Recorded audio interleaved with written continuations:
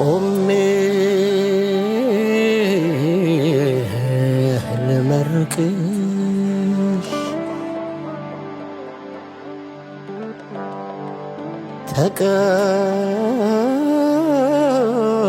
ተቀበይኝ እማ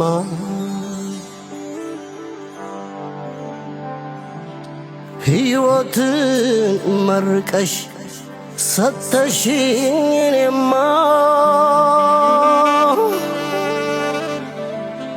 ይቀረኝ የምለው የሚቆጨኝ ባለም ኢትዮጵያ እድሜ ላንቺ ያላየሁት የለም።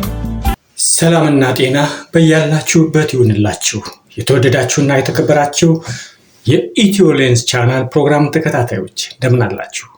እነሆ ዛሬ ከእናንተ ጋር ቆይታ የማደርግበትን ከመሸጋገሪያ ሙዚቃ በኋላ ተመልሼ ስመጣ ማንን ይጠቅማል የሚለውን ጥያቄ የሚዳስስ ሐሳብ ወደ እናንተ አደርሳለሁ። በያላችሁበት እንድትቆዩኝ የአክብሮት ግብዣዬን አቀርባለሁ።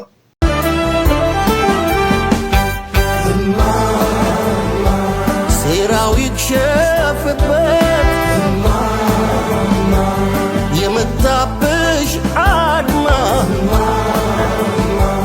እጁን ሳር ያድርገው ጉልበቱ ቄጠማ ካቀባበለብሽ ብረት ከደገነ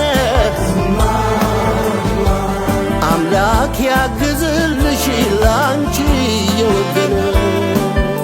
ለምን እንደሆነ ባይገባኝም በብዙ ጉዳዮች ላይ የጠበበ ምልከታ ይዘን ነው የምንነሳው። አንድ ማድረግ የፈለግነውን ነገር ወይም ሐሳብ እንዲከናወንልን የምንሄድበት መንገድ በግል ስሜታችን ላይ ብቻ የተመረኮዘና የተንተራሰ ወይም መሰረቱን የጣለ ነው። ይህ ማለት የእኛን ፍላጎትና ምኞት እንዲያንጸባርቅ ማድረግ ነው። ከዚያ ውጭ ያለውን ግን በተቃራኒ እይታ ነው የምንከታተለው፣ የምንደግፈው።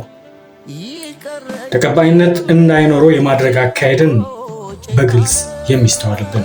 ይህን አካሄድ እንኳንስ ለማደግ እየተውተረተረች ላለች ሀገር ኢትዮጵያ ቀርቶ ላደጉት ሀገራትም ቢሆን የማይጠቅም እሳቤ ነው። ታዲያ በዛሬው ቅኝቴ ይህን እሳቤን መሰረት አድርጎ አሁን ላይ ኢትዮጵያችን ምን ላይ እንደምትገኝ በጥቂቱ ለማሳየት እሞክራለሁ። ማን ይጠቀማል? አሁን ላይ ኢትዮጵያ ወዲና ወዲህ እየሳቡ ባሉ ልጆቿ እየተጨነቀች እየተቸገረች እንደሆነ ይገባናል። የልማቱን ወይም የጥፋቱን፣ የሰላሙን ወይም የግጭቱን መንገድ መርጠው በሚንቀሳቀሱ ኃይሎች መሃል ትገኛለች። በዚህ ሰዓት የትኛው እንደሚያስፈልጋት ሁላችንም እናውቃለን። ከሰላም የተሻለ ምርጫም እንደማይኖር እናምናለን። ነገር ግን ሰላም የነሳቸው የምን ሰላም ብለው የግጭትን አቀንቃኝ መሆናቸውን ከጀመሩ ዋል አደር ብለው ከትላንት በፊት በዚህ አመሉ ከፍተኛ ትችትና ወቀሳ ይደርስበት የነበረው መንግስትና የመንግስት አካል ነበር። ሰላም ለተጠማው ህዝብ ሰላም ጠሪ ናቸው ተብለው የነበሩት ከመንግስት በተቃራኒ የቆሙ ፓርቲዎችና ተሟጋቾች ነበሩ። ይህ የቅርብ ጊዜ ትዝታችን ነው። አሁን ግን ፊተኞች ኋለኞች ደግሞ ፊተኞች ሆኑና ድርድር፣ ውይይት ጠሪዎቹ ግጭት ጠማቂና ጋባዥ ሆነው ተሰልፈዋል። የአፋኝነት ካባውን ያወለቀው መንግስት ደግሞ ድርድርና ውይይት የኔ ጥያቄ ነው ብሎ ይዞ መጥቷል።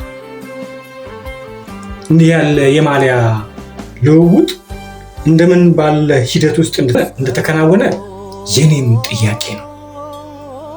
ይሁን እንጂ ግጭት በምን ስሌት ታስቦ ለምርጫ እንደቀረበ ግን ግልጽ አልሆነልኝም። እንደሚገባኝ ግን ግጭት መልከ ጥፉ ነው።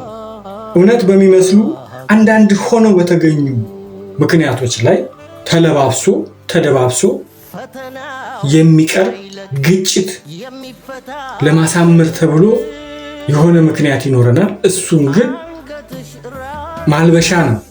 መልከ ጥፉነቱን መደበቂያ አድርገን ነው ይዘን የመጣ ነው ማለት ነው። ግጭት መጀመር እጅግ በጣም ቀላሉ ነገር ነው። በሆነው ባልሆነው ነገር ላይ ስሜት ቀስቃሽ የሆኑ ሐሳቦችን መጨመር ብቻ ነው የሚጠይቀው። የሰው አእምሮም በማይሆን መጥፎ ነገር መመረዝ ሙቀት አይጠይቅም። ባልዲ ሙሉ ውሃ ውስጥ ጥቂት ጠብታ መርዝ እንደመጨመርና ሙሉውን እንደመመረዝ ያለ ነው። የተበረዘን ሐሳብ ማጥራት ግን የተመረዘን ውሃን እንደማጥራት የከበደ ያደርገዋል። ለዚህ የሚሆን ልዩ ጥበብ ይጠይቅ ይሆናል የሚገኝ ከሆነ። ልብ በሉ፣ በአንዲት ክብሪት እንጨት የተጫረች እሳት መንደር ታቃጥላለች። እሷን ለማጥፋት ያለው ልፋት፣ የውሃ መጠንና ሁኔታዎች ምቹነት ግን ከመለኮሱ ጋር በፍጹም ሊወዳደሩ ሊቀራረቡ የማይችሉ ናቸው። እጅግ ከባድ ነው። ታዲያ ዛሬ ግጭትን እንደ መፍትሄ አድርጋችሁ ያቀረባችሁ እንደምን ባለ መረዳት መርጣችሁ ግጭቱን ለኮሳችሁ? እውነት ለመናገር እስኪ የትኛው አሳማኝ ውጤት አሳምኗችሁ? ትላንት ያልተቀበላችሁት ግጭት አሁን ምን አሳምኗችሁ? ምን ተመችቷችሁ ለኮሳችሁ? በየትኛውም ሚዛን ቢለካ ከግጭት የሚያተርፍ ማህበረሰብ የለም፣ ሊኖርም አይችልም። ይህ ቢሆን ኖሮ ልብ በሉ፣ ይህ ቢሆን ኖሮ የኢህአዴግ የድል ውጤት ለጥቂቶች ብቻ ባልሆነ ነበር። እኩልነት፣ ነፃነት እያለ የሰበከን የትግል መርህ መሬት ላይ ካለው ጋር የተራራቀ መሆን ባልቻለ ነበር። የ2010ን ለውጥ ሲመጣ የታየውን መፈንጠዝና መቡር ያህል ያኔ ሆኖ በሆነ ነበር። ይህ የሚያሳየን ከየትኛውም ግጭት አትራፊ ግጭት ለኳሹና ግጭት አባባሹ ብቻ እንደሆነ ነው። እንደ ማሳያ የቅርቡን አነሳን እንጂ መለስ ብለን ታሪኮቻችንን ብንፈትስ የሚነግሩን ያንን ነው። ችግር በግጭት እንደማይፈታ ይልቁንም ችግር ፈጣሪ ሆኖ እንደሚመጣ መለስ ብለን ታሪኮቻችንን መቃኘት ብቻ ይጠቅመናል። በዚህ ሂደት ውስጥ እየሄድን አይተነዋል። ያልተሞከረ የለም፣ ግን ውጤቱ ዜሮ ድምር ነው። እንደ 2010 አይነት ሰላማዊ ለውጥ መፍጠር እየተቻለ ስለምን ታዲያ ግጭት ተመረጠ? እንደሚመስለኝ በሶስት ነገሮች ላይ ተመርኩዞ የሚነሳ ይሆናል። አንደኛው ግጭት ለጥቂቶች ትርፍ አምጪ መሆኑ ነው።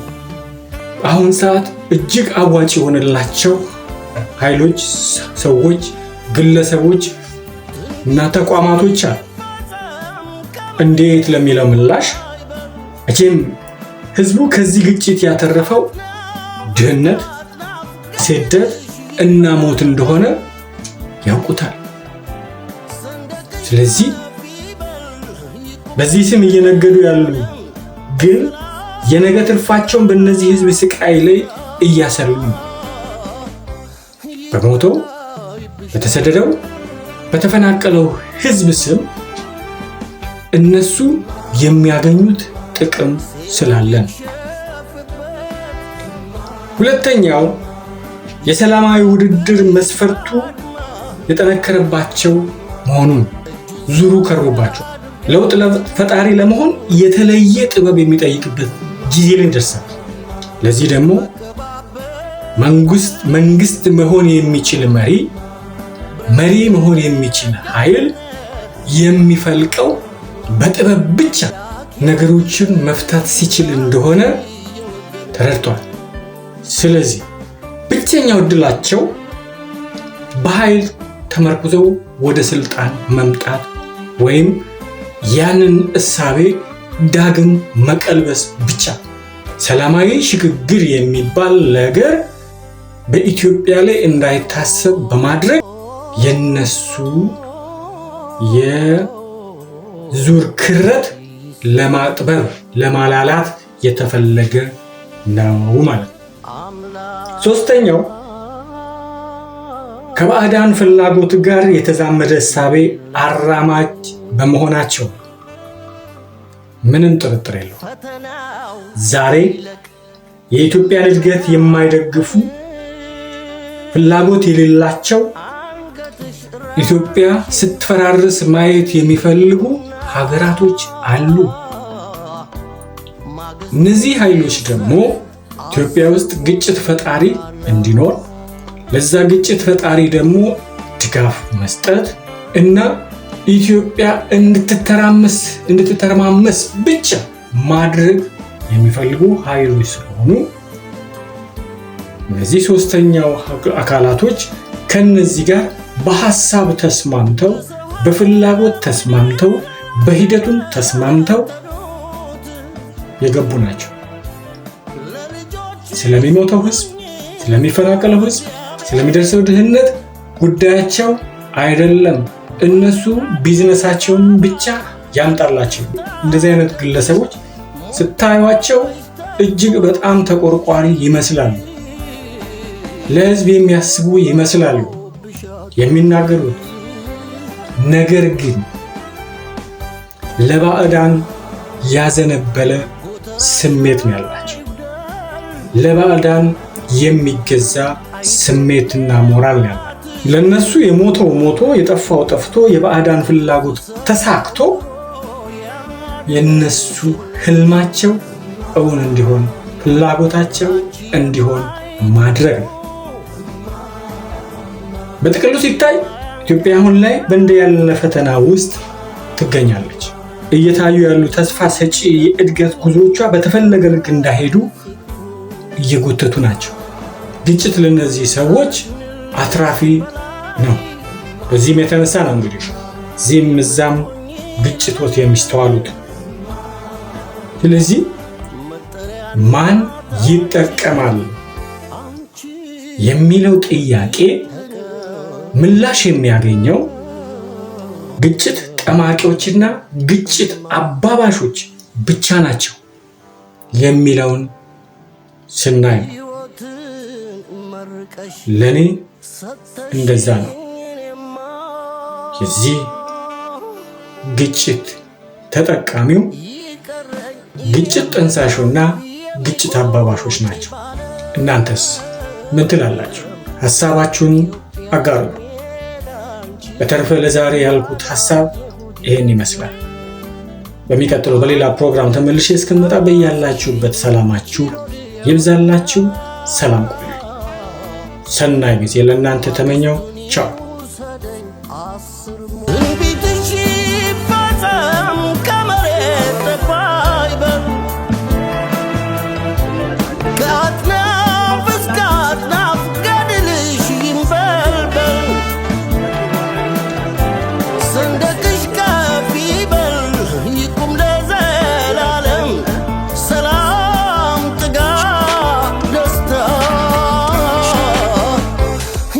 ይታይብሻል